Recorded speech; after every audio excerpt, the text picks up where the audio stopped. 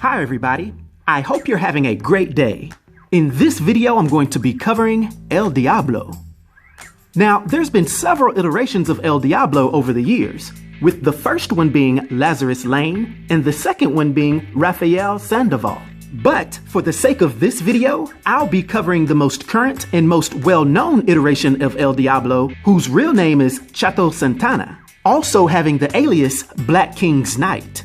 El Diablo is a very powerful metahuman that is approximately 5 feet 9 inches tall and weighs around 160 pounds, having black eyes, a bald head, and being completely covered in demonic tattoos. And although it's been said that these tattoos activated or gave him his superhuman powers, the more well-known explanation involves him inheriting this curse from the original Lazarus, carrying the spirit of vengeance known as Chutriel within him. But to be quite honest, the true source of his powers remains elusive. All we do know is that El Diablo is a very high-level pyrokinetic, being able to generate and control fire with some of the highest proficiency of any other being in the DC universe. This ability is so powerful that he's been shown to be able to do things like heal others and himself by specifically targeting and just burning toxins out of the body, as well as being able to generate intricate and huge flaming constructs.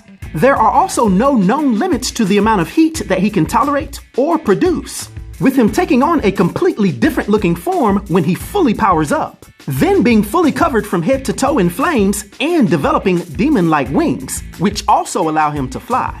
However, due to his reformed mentality, you'll more often see him hold back rather than go all out. Now, we first see this most current iteration of El Diablo in Suicide Squad Volume 4, Issue Number 1, that was released in November 2011. We learned that Chato was born into a poor neighborhood and became a member of a notorious street gang. He would eventually develop a feared reputation as quote-unquote El Diablo and had his body tattooed from head to toe. But on one fateful day when rival gang members had stolen from him, he found the home where many of them were at and burned it completely to the ground with his powers. However, he would quickly realize that he also accidentally took out some women and children that were in the building as well. Being completely overwhelmed with remorse, he waited around and did not resist when the police came to arrest him, eventually being put on death row at the well-known Belle Reve Penitentiary.